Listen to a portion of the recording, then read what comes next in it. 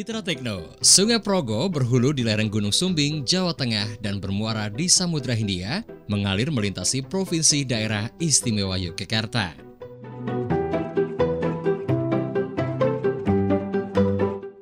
Sebagai salah satu sungai terpanjang di Jawa Tengah, Sungai Progo telah menjadi pembatas wilayah Kabupaten Kulon Progo dengan Kabupaten Sleman dan Kabupaten Bantul. Saat ini nih Mitra Tekno, saya berada di Bendung Sapon yang membendung Sungai Progo. Sebagian masyarakat ada yang menyebutnya dengan Bendung Suto.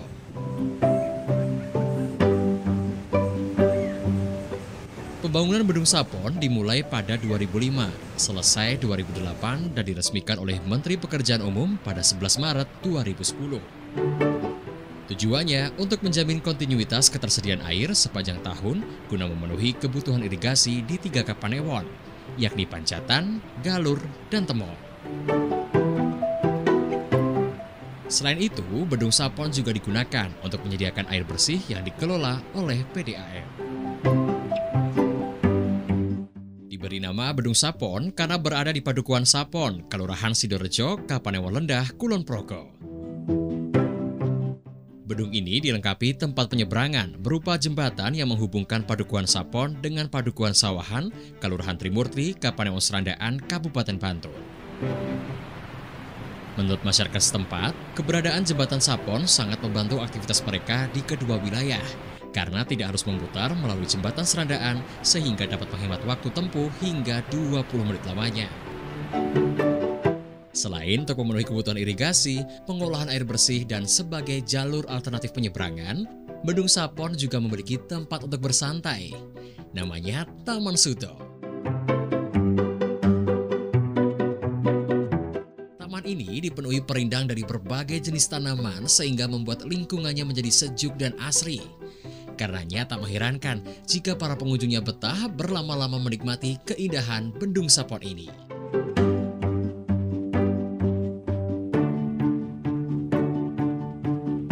Selain sebagai tempat untuk melepas penat, Taman Suto juga menjadi alternatif sebagian masyarakat untuk mendapatkan dan menikmati aneka macam jajanan. Di luar pagar depan pintu masuk taman, banyak dijumpai pedagang kaki lima yang menjual makanan dan minuman, sehingga keberadaannya melengkapi sekaligus memanjakan hobi kuliner para pengunjung Bendung Sapon saat berwisata atau beristirahat.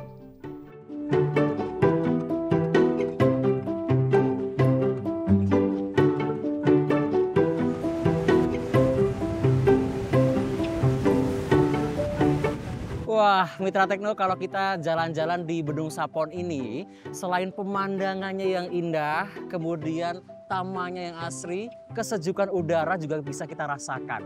Dan Bendung Sapon ini ternyata bikin nyaman, sehingga kita enggan untuk beranjak dari sini. Namun demikian, saya dan juga tim harus kembali fokus nih untuk menyampaikan informasi seputar dunia pertanian melalui program kesayangan Anda, yakni Tekno Tani. Nah, Mitra Tekno, di episode kali ini materi yang terpilih cukup menarik, yakni budidaya jamur merang dilakukan oleh kelompok tani Berkah Jamur asal Lendah, Kabupaten Kulon Progo. Kira-kira seperti apa budidaya jamur yang dilakukan dan bagaimana peluang cuan bersama jamur merang? Jawaban selengkapnya hanya di Tekno Tani, inspiratif, edukatif, aplikatif.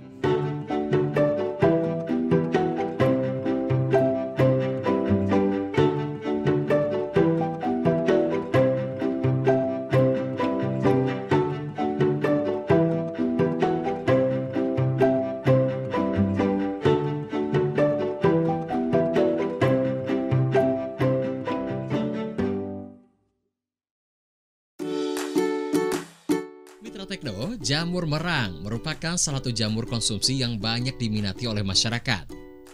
Bernama ilmiah Volvariella volvacea, jamur ini kaya akan protein, mineral, serta vitamin.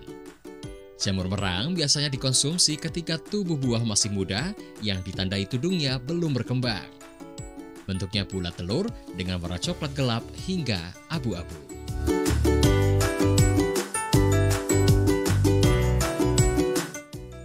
Media utama yang sering digunakan dalam budidaya jamur merang adalah jerami.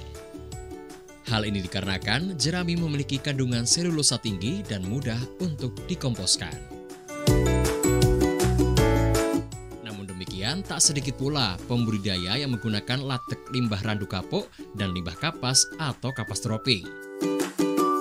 Satu dari mereka yang menggunakannya adalah kelompok tani Berkah Jamur, Padukuhan Kasihan 2, Hentak Rejo, Lendah, Kabupaten Kulon Progo. Latek randu kapuk adalah limbah gandum murni yang berasal dari hati buah randu. Bentuknya seperti kayu, namun bertekstur lembek. Sedangkan kapas dropping adalah limbah kapas dari pabrik kapas, pabrik pemintalan, atau pengepresan kapas. Ya, di kelompok kami memilih ladek dengan kapas dropping karena media tersebut merupakan hasil dari limbah pemintalan kapas, sehingga untuk stok barang tersebut masih cukup untuk menyediakan media tanam bagi kelompok kami. Selain itu, kami memilih itu karena untuk proses pengerjaan pengomposannya lebih mudah, cepat, dan efisien, serta lebih ringan untuk biaya tenaga kerjanya.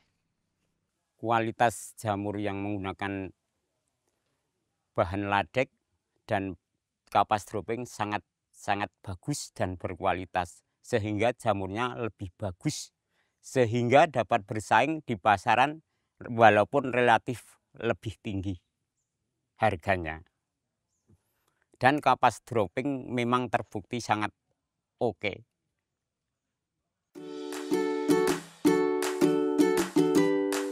Kelompok Tani Berkah Jamur didirikan pada 2020.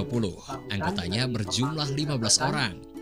Setiap anggota Berkah Jamur memiliki kumbung atau rumah jamur sebanyak 2 sampai 3 kumbung individu. Selain itu, mereka juga memiliki 5 kumbung kelompok, bantuan Kementerian Pertanian Republik Indonesia.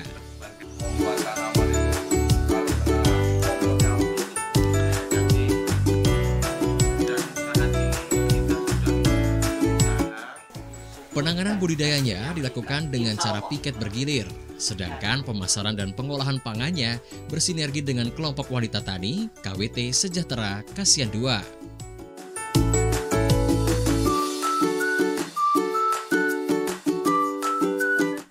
Budidaya jamur merang di Padukuhan ini dipelopori Sumarjono dan Ihsan Sukamto. Mereka mengawali budidaya pada 2019 sebelum wabah COVID-19 melanda dunia. Kelompok tani Berkah Jamur ini berkeinginan mewujudkan Padukuhan Kasihan 2 sebagai kampung jamur. Mitra Tekno, sejauh mana produksi jamur merang yang ada di sini mampu mendukung keinginan warganya mengubah atau mewujudkan kampungnya menjadi kampung jamur? Daripada penasaran, langsung saja kita tanyakan ke Mas Sumarjana. Mas Sumarjana, sejauh mana nih produksi jamur merang yang ada di sini nih, Mas? Untuk saat ini, produksi jamur merang di kelompok kami bisa dikatakan belum mencukupi untuk kebutuhan pasar harian yang ada.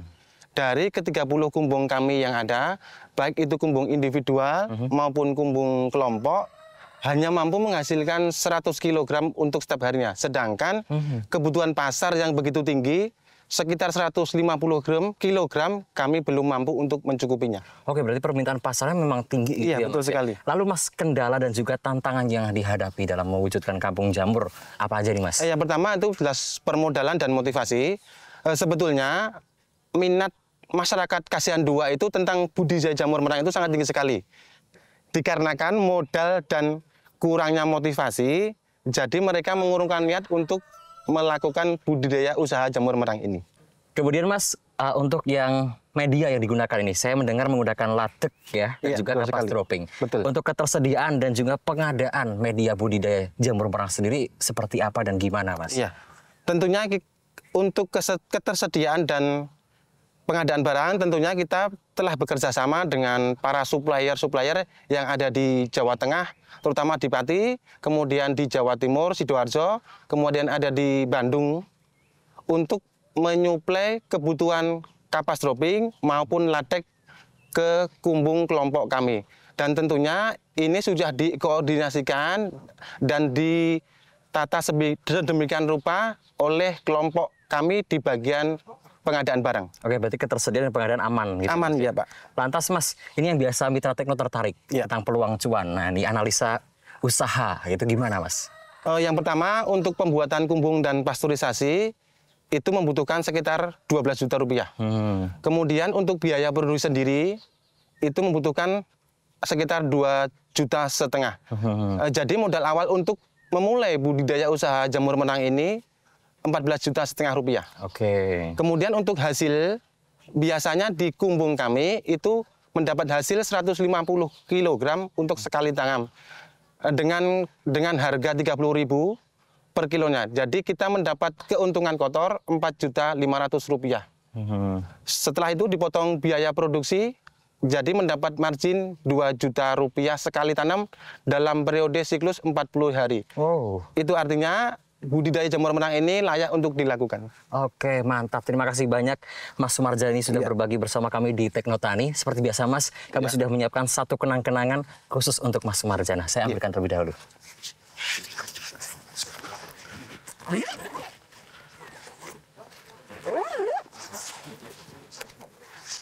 Boleh terima Mas? Siap. Mitra Tekno, setelah ini saya akan ajak Anda untuk bertemu dengan kelompok wanita tani sejahtera. Namun sebelumnya saya akan ajak Anda terlebih dahulu untuk melihat bagaimana caranya budidaya jamur merang menggunakan media, latek, dan juga kapas dropping dalam tayangan Instructional Features berikut ini.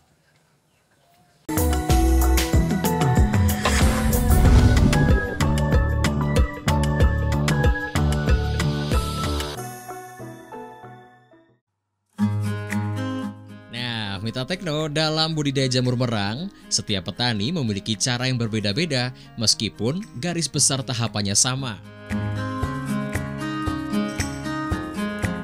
Yang pertama harus dilakukan oleh Mitra Tekno adalah menyiapkan kumbung atau rumah jamur. Kelompok tani Berkah Jamur membangun kumbung dengan ukuran panjang 6 meter, lebar 4,5 meter, tinggi 4 meter. Kumbung diberi atap, jendela, dan semua sisinya ditutup plastik UV untuk menjaga kelembapan kumbung. Di dalam kumbung dilengkapi rak berukuran panjang 6 meter, lebar 1 meter untuk meletakkan media. Jumlahnya ada 10 rak. Letaknya disusun menjadi 2 bagian, di mana masing-masing sisinya terdapat 5 rak.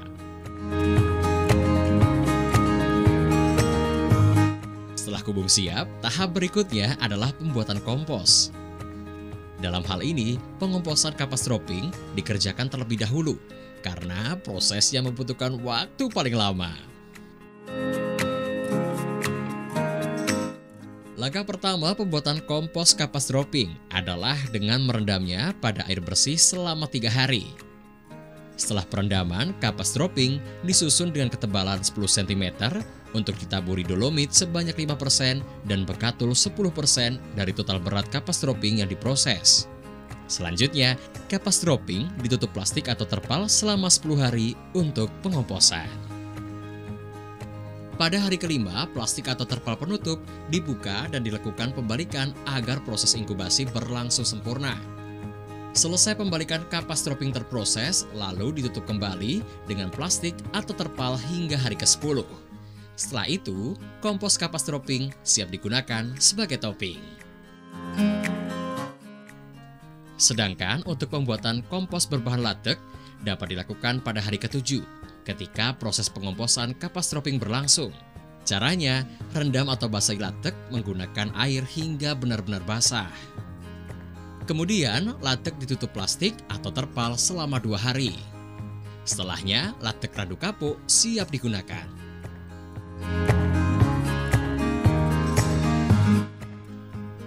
Setelah latek dan kapas dropping media siap, langkah berikutnya adalah menebarkannya di rak. Caranya, tebar latek media dengan ketebalan 30 cm dan ratakan permukaannya.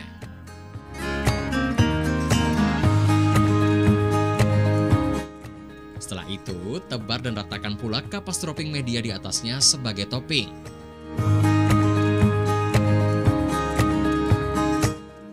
Setelah latek dan kapas dropping ditebar dan disusun secara merata, selanjutnya media disiram air bersih dengan cara dikocor.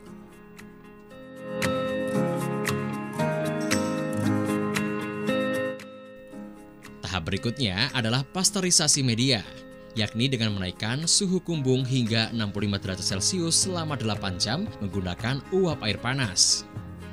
Tujuannya untuk mematikan pertumbuhan mikroorganisme yang merugikan pertumbuhan jamur dan menghilangkan bau amonia. Pada saat pasteurisasi berlangsung, seluruh celah yang ada pada kumbung sebaiknya ditutup rapat Mitra Tekno. Penutupan kumbung berlangsung hingga 7 hari ke depan, meskipun tahap pasteurisasi selesai dilakukan. Pada hari kedua pasca pasteurisasi atau saat kumbung berada pada suhu 30 derajat Celcius, tebar bibit jamur merang dapat dilakukan. Satu kumbung biasanya membutuhkan sebanyak 15 backlog bibit jamur merang. Dalam tahap ini, biarkan kumbung tetap tertutup hingga 5 hari ke depan karena merupakan tahap penumbuhan tubuh buah.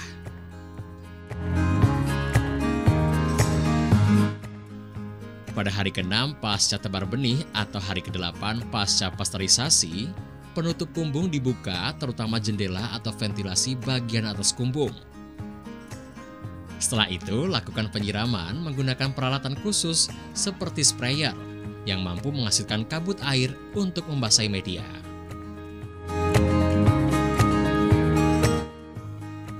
Hal penting yang harus diperhatikan oleh Mitra Tekno dalam budidaya jamur merang adalah menjaga kelembapan kumbung. Kontrol kelembapan ini dapat diukur dengan melihat tingkat kebasahan media, di mana media tidak boleh terlalu kering atau basah. Setiap pagi, jendela bagian atas kumbung dibuka, lakukan penyiraman jika diperlukan, dan penutupan kembali jendela kumbung pada sore harinya.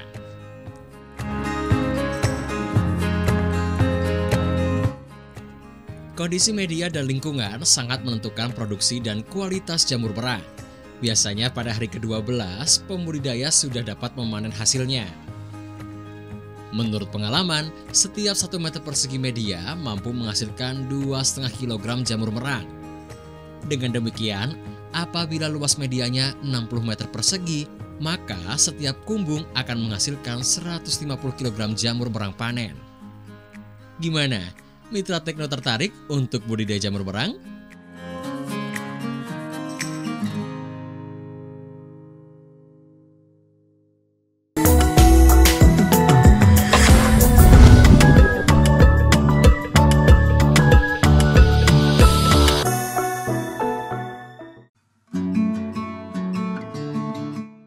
KWT Sejahtera Kasihan 2 beranggotakan para perempuan yang melaksanakan usaha di bidang pertanian.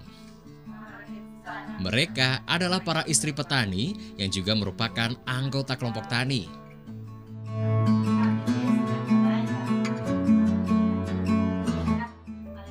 Dalam kegiatan budidaya jamur merang, KWT dipercaya kelompok tani Berkah Jamur sebagai satu-satunya lembaga yang menampung dan mengolah jamur merang baik yang diproduksi kelompok maupun individu. Hal ini dilakukan untuk menghindari jatuhnya harga jual jamur merang akibat persaingan harga dan pasar yang tidak sehat. Komitmen dan sinergi ini berdampak positif terhadap kenyamanan usaha serta keberlanjutan budidaya jamur merang menuju kampung jamur.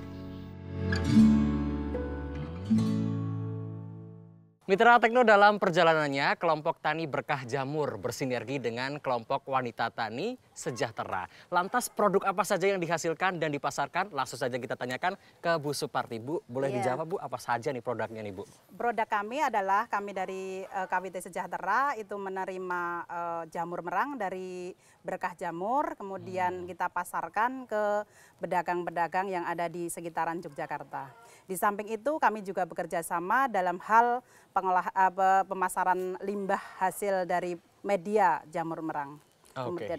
Berarti target pasarnya siapa aja nih Bu sebetulnya? Sebenarnya target pasar saya itu jangkauannya lebih luas, tapi untuk saat ini kami baru bisa ke pasaran lokal di area Yogyakarta seperti di Pasar Wates, Pasar Bantul, Pasar Gamping, dan Pasar Beringharjo. Kemudian sistem pemasarannya gimana nih Bu? Sistem pemasaran kami adalah dengan cara pedagang-pedagang itu datang ke sini, kemudian kami memberikan pelayanan kepada kepada pedagang-pedagang itu, pedagang kemudian menjualnya di pasaran-pasaran tradisional. Kemudian kendala yang dihadapi nih apa Bu? kendala yang saya hadapi selama ini adalah untuk menjangkau pasaran yang luas. Itu yang pertama karena jamur merang tidak bisa bertahan lama, yang kedua karena tenaga kami yang terbatas. Oke, kan berarti ada keinginan untuk menjangkau pasar atau ekspansi pasar yang lebih luas nih Bu. Iya. Nah, upaya yang dilakukan apa saja nih Bu oleh KWT Sejahtera? Upaya kami adalah yang pertama untuk menyebarkan melalui media sosial, kemudian yang kedua kunjung ke pasar-pasar yang ada di sekitaran Yogyakarta sini. Nah, Bu, untuk anggota KWT sendiri Bu, upaya peningkatan kompetensi ataupun keterampilan dalam pengolahan jamur yang sudah dilakukan nih apa saja?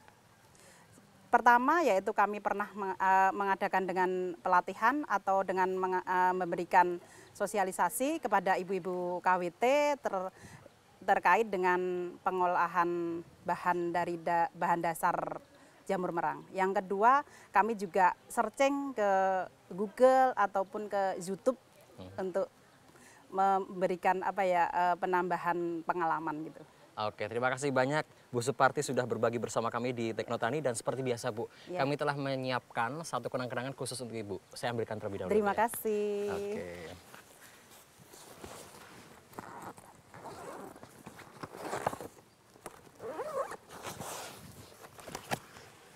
Monggo Ibu, boleh diterima. Iya, terima kasih. Sama-sama. Mitra Tekno, setelah ini saya akan ajak Anda untuk bertemu dengan Dukuh Kasihan 2. Seperti apa pendampingan yang diberikan dan dukungan apa saja yang diberikan oleh Dukuh Kasihan 2 kepada warganya, tetaplah bersama kami di Teknotani, inspiratif, edukatif, aplikatif.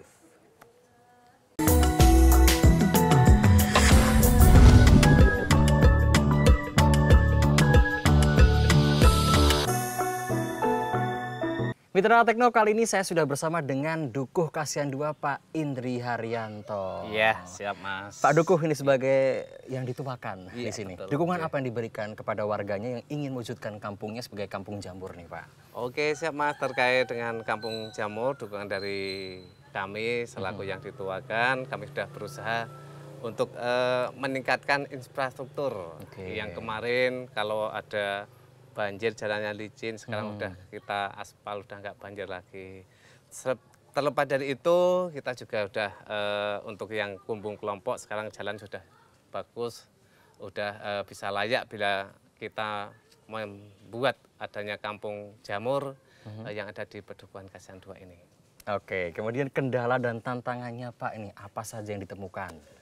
Untuk kendala tersendiri itu dalam kami melayani bakul ataupun Pedagang ya, itu kami masih ada banyak kekurangan karena di sini dalam satu malam kita seharusnya laku 150 kilo belum ada. Memenuhi itu Pak? Iya, belum memenuhi.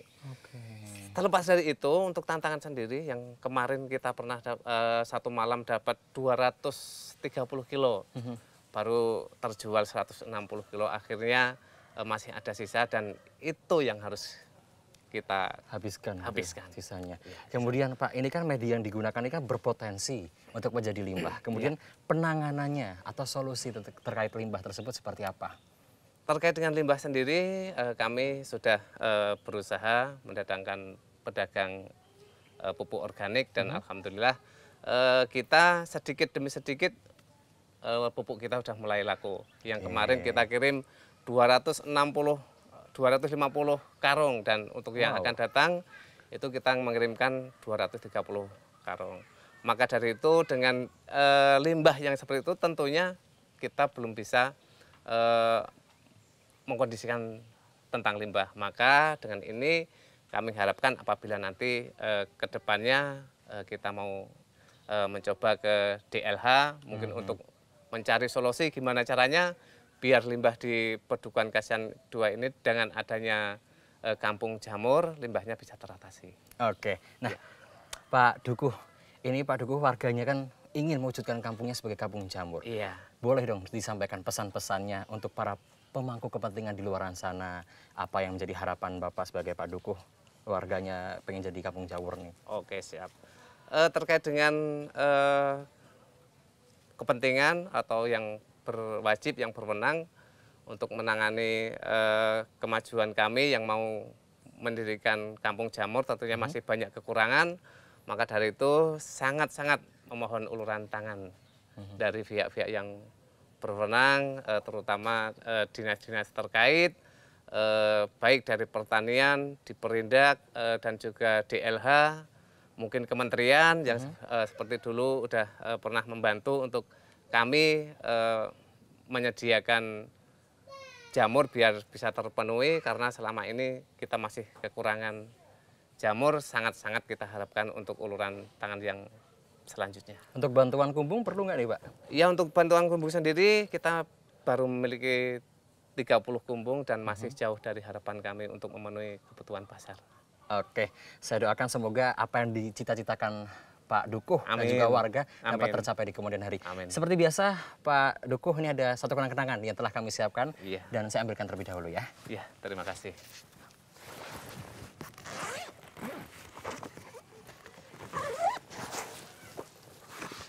Boleh diterima Pak Dukuh? Iya. Mitra Tekno, apakah Mitra Tekno siap untuk menggapai peluang bersama budidaya jamur merang? Kalau Mitra Tekno mengaku siap, Mitra Tekno dapat menonton ulang di akun YouTube TVRI Yogyakarta Official. Selain itu, Mitra Tekno dapat mengirimkan saran dan juga komentar di nomor WhatsApp 081 726 1681. Selain itu, jangan beranjak terlebih dahulu karena di akhir segmen kami akan membagikan sejumlah tips khusus untuk Anda. Akhirnya, saya Husein Joyonegoro pamit undur diri. Sampai jumpa di episode berikutnya.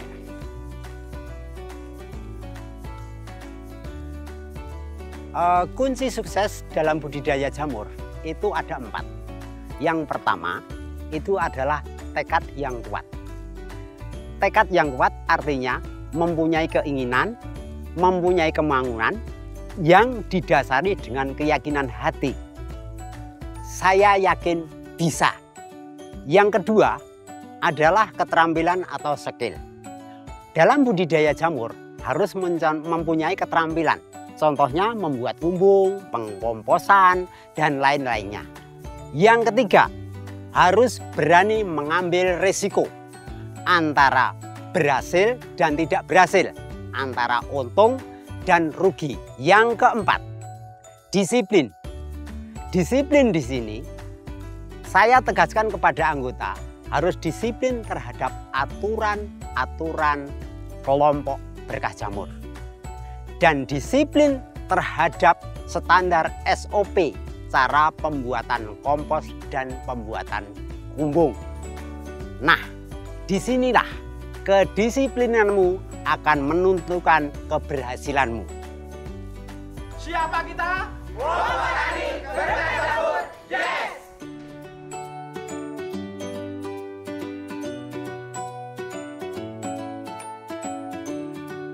Tekno Tani